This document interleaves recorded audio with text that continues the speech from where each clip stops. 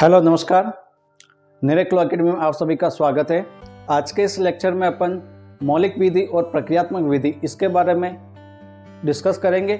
आइए देखते हैं। मौलिक विधि क्या होगी कि ऐसे कोई भी विधि जो पार्टीज को यानी पक्षकार को अधिकार और कर्तव्य यानी राइट और ड्यूटी को डिफाइन करती है, यानी उसको परिभाषित करती है और परिभाषित कर उसको क्या करती है, सुनिश्चित करेगी कि भाई ये चीज़ क्या हो गई, एक पक्षकार के लिए है तो वो क्या मानी जाएगी, मौलिक विधि मानी जाएगी।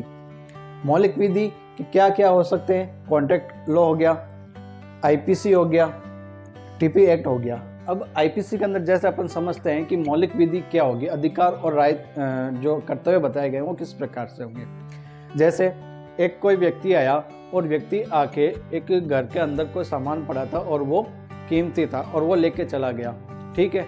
अब उस व्यक्ति के जो जिस घर के अंदर वो गया है उसका अधिकार था उस सामान के ऊपर और वो लेके चला गया, तो ये क्या बन गया, ऑफेंस क्या बन गया कि चोरी बन गई।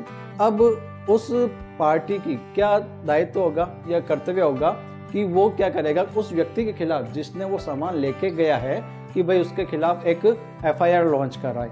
एफआईआर करवाए, पुलिस के पास जाएगा कि बताएगा भाई ये इतने बजे एक व्यक्ति आया था और वो व्यक्ति मेरे घर से ये सामान लेके चला गया। अब उसके जो अधिकार और कर्तव्य को जो बताने वाला या परिभाषित करने वाला वो क्या हो जाएगा, मौलिक विधि हो जाएगी। तो अब वो बंदा जा रहा है पुलिस स्टेशन और उस बंदे के खिलाफ जो ऑर्नामेंट वगैरह या कुछ लेके गया है तो उसके खिलाफ एफआईआर लॉन्च करवाएगा।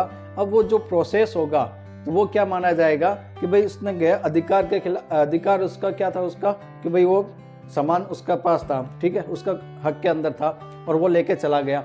अब उसका कर्तव्य हो गया भाई उसको जो ऑफेंस दिलवाए, तो ऑफेंस दिलवाने के लिए अपन को क्या करना पड़ेगा कि भाई प्रोसीजरल लॉ के अंदर चलना पड़ेगा। तो ये तो हो गई उसका अधिकार और कर्तव्य, मौलिक विधि। अब वो जो अपराध उसको क्राइम के लिए जो उसको पनिशमेंट दिलवाना चाहता है तो उसके लिए प्रोसीजरल विधि लागू होगी। तो प्रोसीजरल विधि क्या है वो समझते हैं कि ऐसी विधि जो मौलिक विधि को लागू करने के लिए, ऐसी विधि जो मौलिक विधि को लागू करने के लिए कार्रवाई का निर्धारण करती है वो क्या मानी जाएगी, प्रक्रियात्मक विधि मानी जाएगी। ठीक है दोस्तों, तो प्रक्रियात्मक विधि मानी जाएगी। अब अपने पास में क्या है कि कोई भी काम करेंगे तो या तो अपन सिविल के अंदर करेंगे और या अपन क्रिमिनल के अंदर करेंगे, ठीक है। तो अपने पास में कोई भी काम करने वाला है या प्रोसीडिंग है जो भी होगी उसका निर्धारण अपन सिविल के माध्यम से कर सकते हैं, क्रिमिनल के माध्यम से करते हैं। तो अपना जो एक व्यक्ति था उसने क्या किया कि एक व्यक्ति के घर से सामान उठा के लेके गया, तो यहाँ पे अपने को सिविल का मैटर नहीं लग रहा, अपने को क्रिमिनल का मैटर लग रहा है।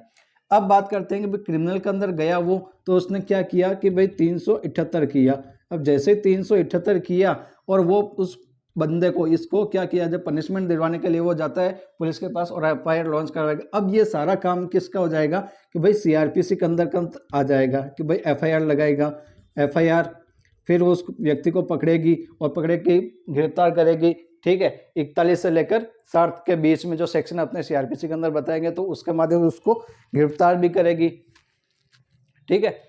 अब यहाँ पे क्या हो गया, गिरफ्तार करेगी फिर एफआईआर वगैरह, तो ये सारा काम क्या हो जाएगा, एक प्रोसीजर के माध्यम से होगा, ठीक है। तो ये माना जाएगा भाई सीपीसी है वो भी प्रोसीजर विधि है, सीआरपीसी है वो भी प्रोसीजर विधि है, एविडेंस है वो भी प्रोसीजर लॉ है, ठीक है। तो आई होप आप सभी को ये प्रक्रियात्मक और मौलिक विधि के बारे में समझ में आ गया होगा। अगर आपको वीडियो अच्छा लगा है तो इस वीडियो को लाइक करें, अपने दोस्तों के साथ शेयर करें और अधिक से अधिक इसको सब्सक्राइब करें। Thank you so much.